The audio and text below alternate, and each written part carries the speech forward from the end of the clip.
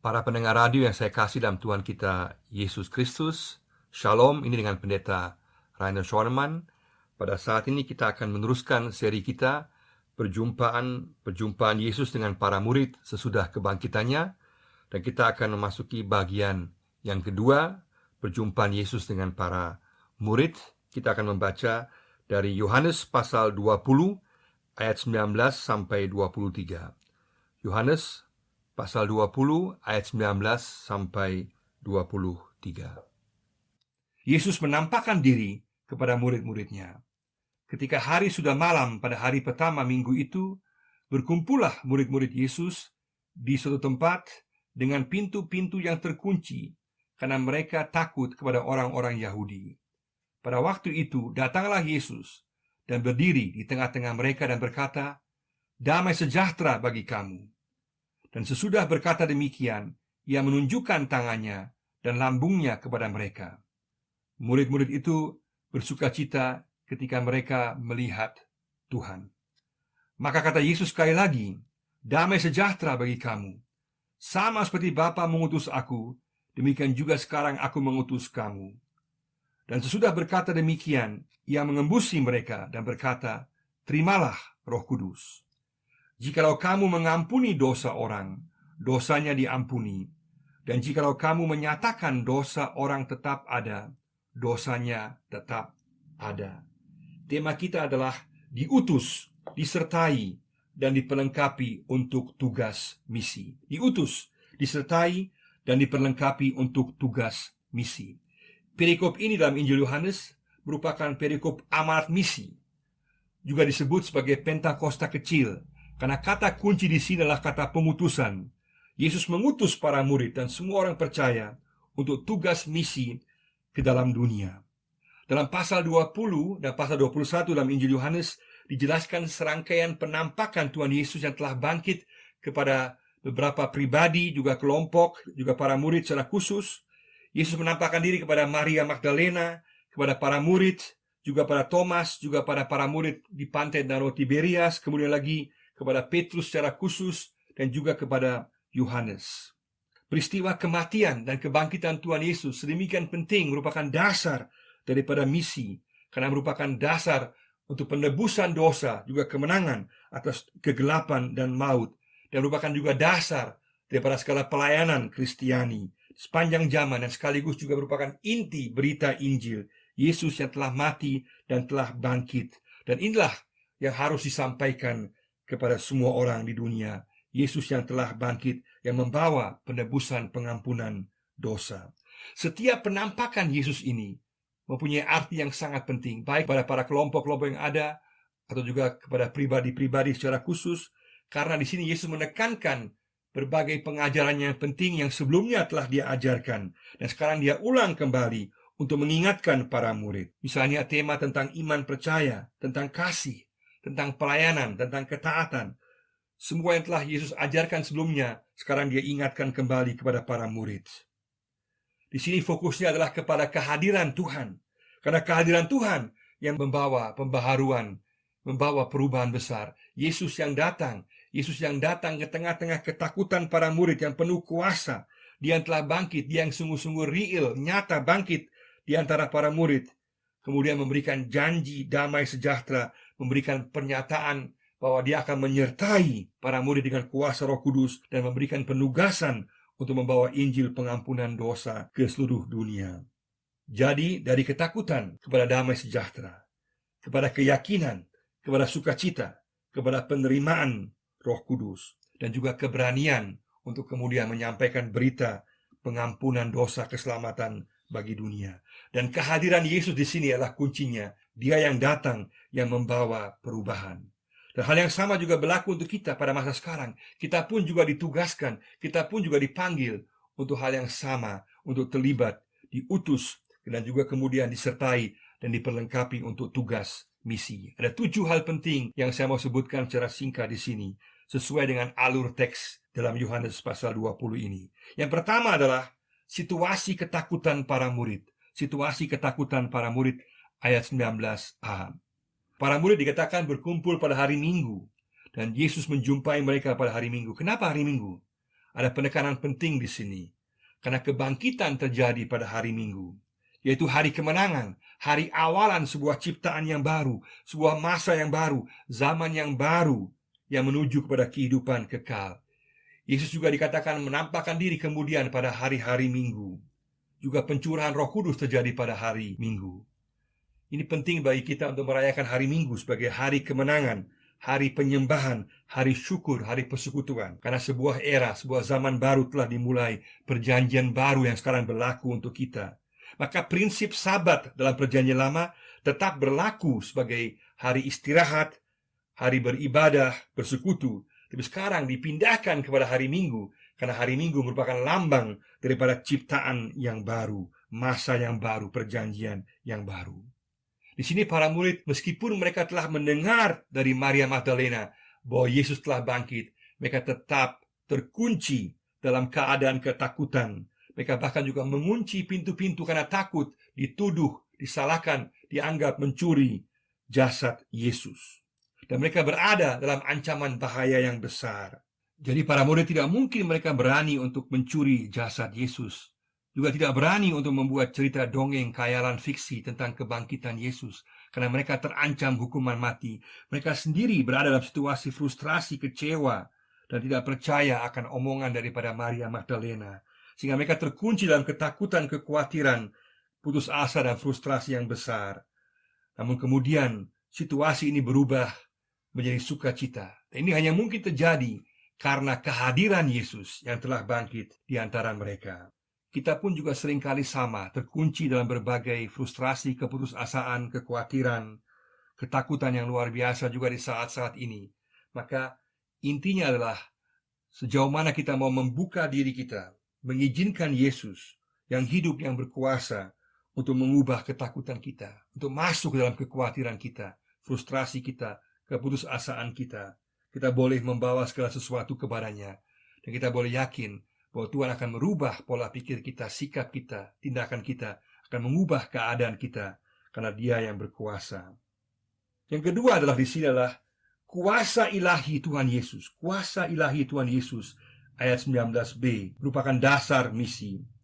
Yesus membuktikan kuasanya dengan menembus pintu-pintu tembok dari rumah di mana mereka tinggal, dan Dia hadir di tengah-tengah para murid. Yesus membuktikan kuasanya, kuasa kebangkitannya, sekaligus juga kuasanya atas alam semesta. Dan inilah yang merupakan dasar daripada misi, bahwa Yesus berkuasa atas alam semesta. Yesus katakan dalam Matius 28, padaku diberikan segala kuasa di langit dan di bumi. Maka Yesus memiliki kuasa, juga berarti bahwa kita juga boleh menyerahkan segala kekhawatiran kita, permasalahan kita kepadanya. Kita boleh mengundang Dia untuk hadir di tengah-tengah ketakutan kita.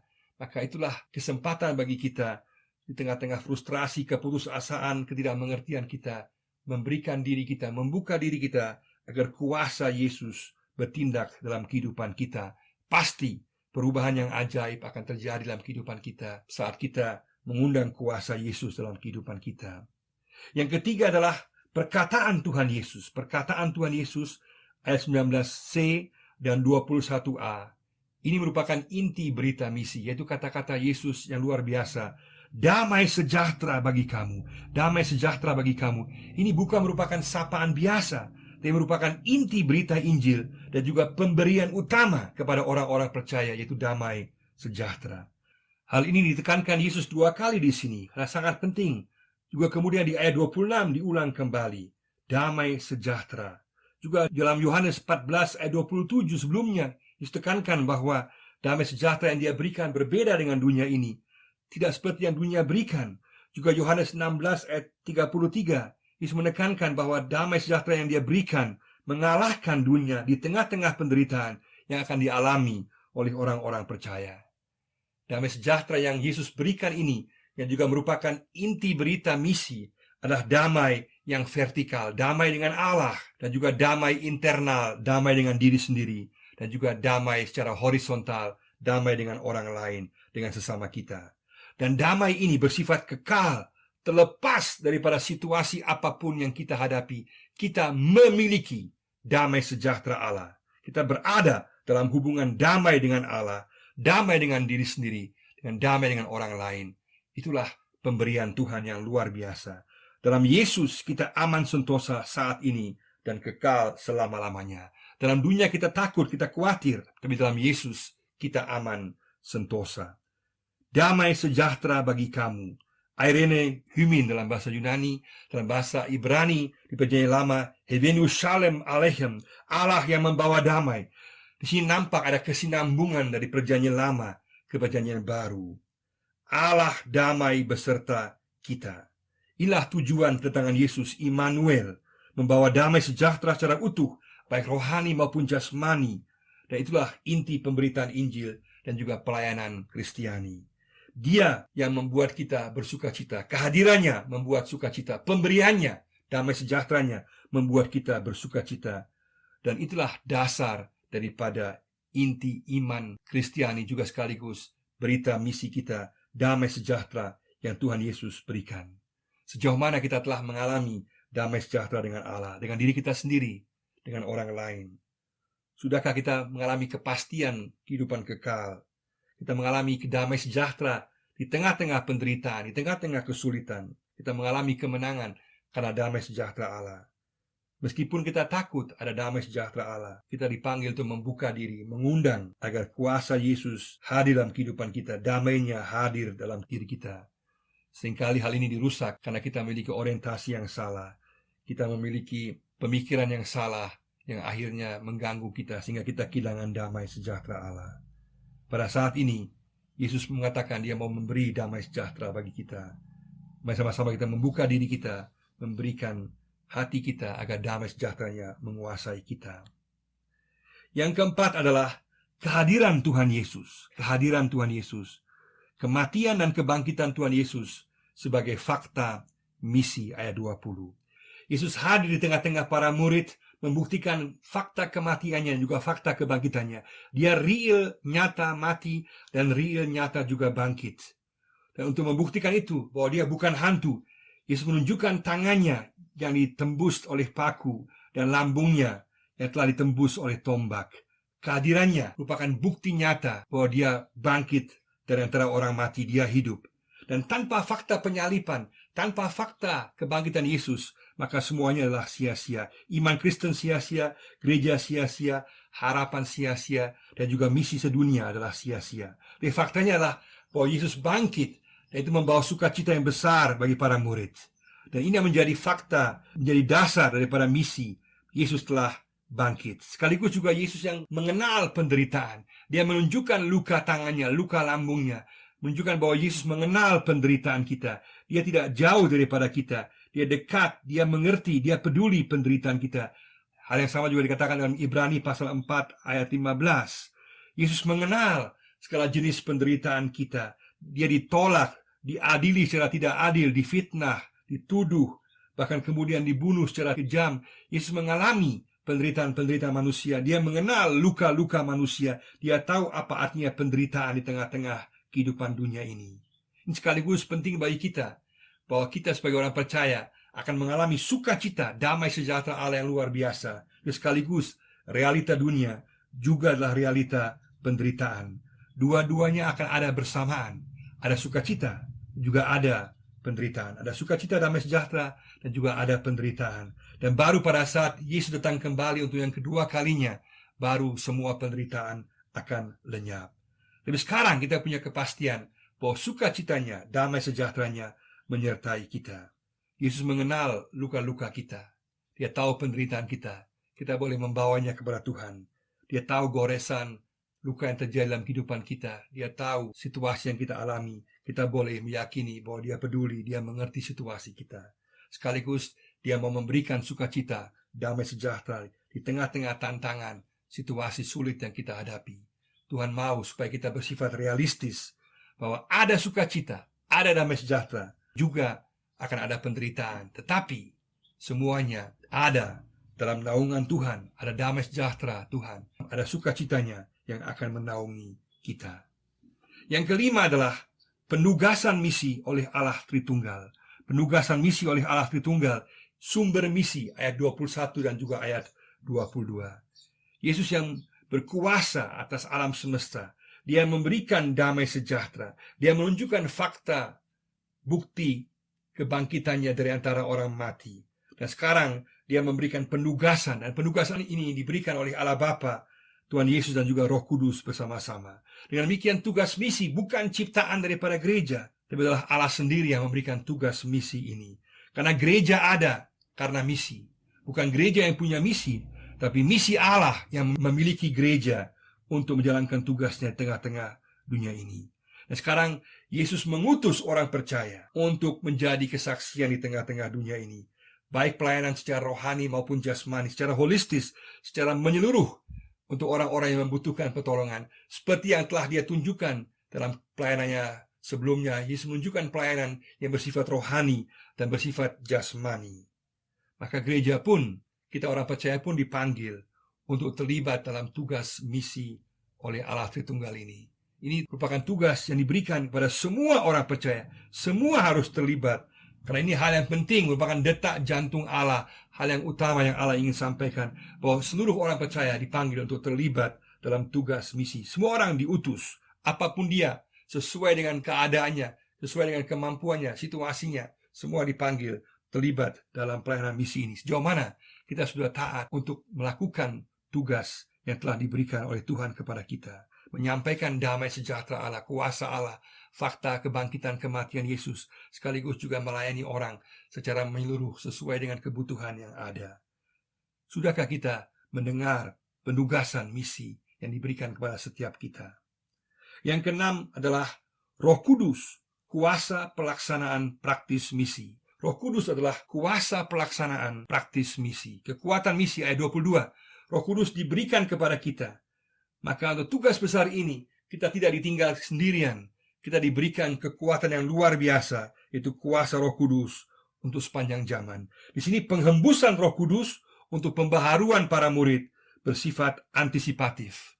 Karena pencurahan Roh Kudus baru kemudian terjadi di Kisah Para Rasul pasal 2 pada hari Pentakosta. Tapi di sini ada penghembusan, ada janji yang Yesus berikan bahwa dia akan memberikan Roh Kudus yang akan memperbaharui mereka, melengkapi mereka, memampukan para murid dan juga semua orang percaya untuk terlibat dalam tugas misi. Dengan demikian, sesuai dengan Yohanes 14 ayat 15 sampai 31, Roh Kudus diberikan sebagai pengajar, penghibur, kuasa ilahi dan hidup dalam pelayanan. Roh Kudus sekarang dihembuskan kepada semua orang percaya, dan kemudian nyata pada hari pencurahan Roh Kudus pada hari Pentakosta. Semua orang dipanggil untuk menerima Roh Kudus. Selama kita tidak mau menerima Roh Kudus, tidak mau mengundang Roh Kudus, tidak mau memberikan dia ruang, kita tidak akan mengalami pembaharuan dalam kehidupan kita, dan juga tidak akan dapat mampu menjalankan tugas pelayanan kita di tengah-tengah dunia ini. Kita boleh bersyukur bahwa kita tidak ditinggal sendirian. Roh Kudus diberikan kepada kita. Pertanyaanlah, maukah kita menerima Roh Kudus, agar Roh Kudus yang berkarya, agar Roh Kudus yang merubah kita, memampukan kita, sejauh mana kita mengandalkan Roh Kudus. Yang terakhir, yang ketujuh adalah pemberitaan kepastian pengampunan atau wibawa misi, ayat 23. Pemberitaan kepastian pengampunan atau wibawa misi. Para murid bukan saja diberikan Roh Kudus, kuasanya, kekuatannya, sekaligus juga diberikan wibawa untuk menyatakan kepastian pengampunan dosa bagi mereka yang percaya dan mengaku dosanya. Karena dosa yang terbesar adalah dosa ketidakpercayaan. Kita baca Yohanes 20 ayat 29. Di barang siapa yang percaya pada Yesus akan diselamatkan, Yohanes 3 ayat 16. Ada kepastian pengampunan bagi mereka yang mengaku sesuai dengan 1 Yohanes 1 ayat 9. Maka kita diberikan wibawa untuk membawa berita pengampunan dosa. Karena Yesus telah mati sebagai korban yang sempurna. Yohanes 1 ayat 29, Yesus penanggung dosa dunia sebagai anak domba Allah. Maka hasil daripada korban di kayu salib adalah penebusan dosa bagi kita. Dan sekarang wibawa ini dilimpahkan kepada kita orang percaya. Kita boleh membawa berita pengampunan dosa kepada orang lain. Bukan karena kita, tapi karena Yesus yang telah mati di kayu salib. Karena Yesus yang memberikan penugasan kepada kita. Karena dalam namanya, dalam kuasanya, dalam wibawanya ada kepastian pengampunan dosa. Maka pada saat ini kita semua dipanggil bersama-sama. Sejauh mana kita sungguh-sungguh menyadari keindahan berita pengampunan dosa ini, dan sejauh mana kita telah menyampaikannya kepada orang lain. Untuk itulah kita telah diutus, agar orang lain mengalami pengampunan dosa. Dalam kepastian akan kuasa Yesus atas alam semesta, berita damai sejahtera yang luar biasa yang diberikan kepada kita, dalam kepastian fakta kematian dan kebangkitannya dari antara orang mati, dan juga bahwa kita diutus oleh sumber, oleh Allah Tritunggal sendiri yang menugaskan kita dalam kekuatan Roh Kudus. Semuanya ini memampukan kita agar kita diutus, disertai dan diperlengkapi untuk menjalankan tugas misi. Tanpa memahami semua ini, kita akan kesulitan. Pada saat kita membuka diri untuk kekuatan Roh Kudus, kita menyadari bahwa kuasa Yesus ada, damai sejahteranya ada, dan juga pengampunannya ada, maka itulah akan membuat kita mampu menyampaikan berita misi, yaitu pengampunan dosa, keselamatan Allah bagi dunia. Maukah kita sama-sama mengatakan, aku mau diutus, aku mau disertai, aku mau diperlengkapi.